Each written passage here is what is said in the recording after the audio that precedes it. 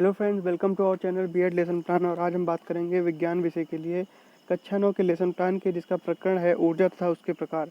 तो lesson plan के format में सबसे ऊपर हम लिखते हैं पाठ योजना संख्या, उसके बाद संस्था का नाम जहाँ शिक्षण के लिए जाएंगे, और उसके बाद ब्लॉक्स बनाते हैं जिसमें दिनांक, कक्षा, वर्ग, विषय, उप विषय, कालांश और अवधि लिखते हैं। तो प्रकरण है आज का हमारा ऊर्जा तथा उसके प्रकार। जो सामान्य उद्देश्य लिखेंगे उसके बाद, जिसमें है छात्रों में वैज्ञानिक दृष्टिकोण का विकास करना, छात्रों में अन्वेषण शक्ति का विकास करना, छात्रों को विज्ञान की उपयोगिता को समझाना, छात्रों में विज्ञान के प्रति रुचि का विकास करना, छात्रों की मानसिक तर्क शक्ति का विकास करना, छात्रों को विज्ञान के तथ्यों नियमों का ज्ञान कराना।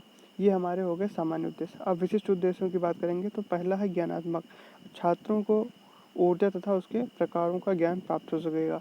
यहाँ यह बात ध्यान रखेंगे कि साधारण उद्देश्य किसी भी लेसन प्लान के लिए और किसी भी क्लास के लिए विज्ञान विषय में यही कॉमन होंगे, लेकिन विशिष्ट उद्देश्य जो होते हैं वो हर टॉपिक के हिसाब से अलग अलग होते हैं। जैसे कि यहाँ पर हमारा टॉपिक है ऊर्जा तथा उसके प्रकार, तो यहाँ पर उसी के अनुसार हम विशिष्ट उद्देश्य लिखेंगे। बोधात्मक में छात्र अपने आसपास की ऊर्जा चलित वस्तुओं की पहचान कर पाएंगे। कौशलात्मक में छात्र ऊर्जा से संबंधित प्रयोग कर सकेंगे तथा ऊर्जा आधारित प्रोजेक्ट तथा मॉडल का निर्माण कर सकेंगे। अनुप्रयोगात्मक में छात्र ऊर्जा तथा उसके प्रकारों का अनुप्रयोग दैनिक जीवन में कर सकेंगे। इसके बाद शिक्षण विधि में व्याख्यान विधि एवं प्रदर्शन विधि का प्रयोग करेंगे। साधारण सहायक सामग्री में रोलर बोर्ड पर अंकित सामग्री और जो हमारी सहायक सामग्री होती है चौक, डस्टर और चार्ट पेपर, यही सब।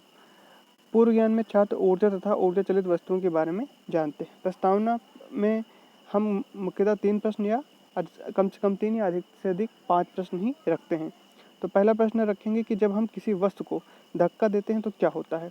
तो उत्तर होगा कि जब हम किसी वस्तु को धक्का देते हैं तो उसकी स्थिति में परिवर्तन हो जाता है। दूसरा प्रश्न है धक्का देने पर किसी वस्तु की स्थिति में परिवर्तन क्यों होता है। तो उत्तर है कि बल के कारण किसी वस्तु की स्थिति में परिवर्तन होता है। फिर अगला प्रश्न है कि जब किसी वस्तु पर बल लगाते हैं तो हमें क्या प्राप्त होता है। तो जब किसी वस्तु पर बल लगाते हैं तो कार्य प्राप्त होता है। कार्य करने के लिए किसकी आवश्यकता होती है।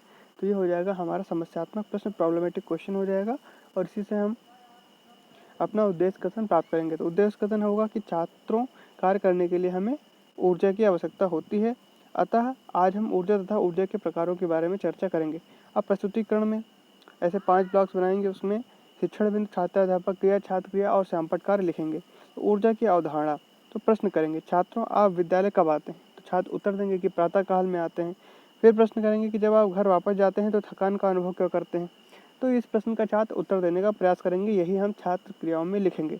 स्पष्टीकरण देंगे कि जब हम स्कूल में पढ़ते हैं, खेलते हैं, तब हम कुछ कार्य करते हैं जिससे हमारी ऊर्जा कम हो जाती है। हमें खाना खाकर तथा आराम कर जिससे हम खाना खाकर तथा आराम करके दोबारा प्राप्त कर लेते हैं। फिर अगला प्रश्न करेंगे। अब यहाँ पर शिक्षण बिंदु में ऊर्जा के प्रकार लिखेंगे। तो छात्रों हमें ऊर्जा किन किन पदार्थों से प्राप्त होती है। तो छात्र उत्तर देंगे दूध, घी, सब्जियाँ, दालें, भोजन इत्यादि से प्राप्त होती है। तो इसका भी लिखेंगे कि जब किसी वस्तु में कार्य करने की क्षमता होती है तो कहा जाता है कि वस्तु में ऊर्जा है, अतः ऊर्जा बराबर कार्य करने की क्षमता। यहाँ हम ऊर्जा को स्पष्ट कर रहे हैं। प्रश्न है कि छात्रों ऊर्जा कितने प्रकार की होती है।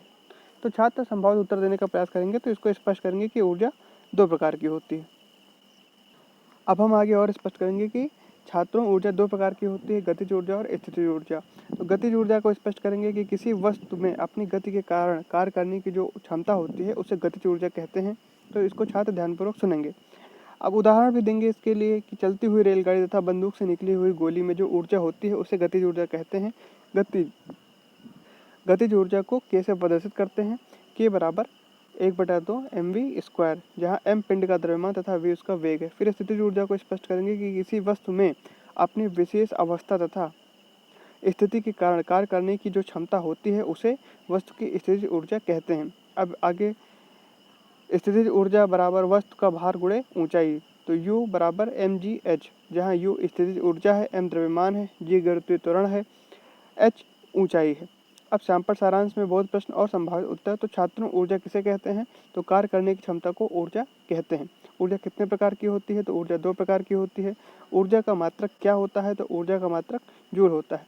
गतिज ऊर्जा ज्ञात करने का सूत्र क्या होता है। गतिज ऊर्जा ज्ञात करने का सूत्र के बराबर 12 mv² होता है। स्थितिज ऊर्जा का क्या सूत्र होता है। तो स्थितिज ऊर्जा का सूत्र mgh होता है। निरीक्षण कार्य में लिखेंगे छात्राध्यापक द्वारा शाम पर सारांश लिखने का निर्देश देकर स्वयं कक्षा में घूमकर निरीक्षण किया जाएगा। पुनरावृत्ति प्रश्न में कार्य करने की क्षमता को क्या कहते हैं, गतिज ऊर्जा और स्थितिज ऊर्जा की परिभाषा बताइए। गृह कार्य में है कि गतिज ऊर्जा कितने प्रकार की होती है तथा हमें कार्य करने के लिए ऊर्जा कहाँ से प्राप्त होती है। यहाँ ये बात याद रखेंगे कि पुनरावृत्ति प्रश्न में कम से कम 4 प्रश्न जरूर लिख लें। यहाँ पर 2 ही लिखे हुए हैं, 2 आप अपने अनुसार 2 प्रश्न और इसमें जोड़ लें।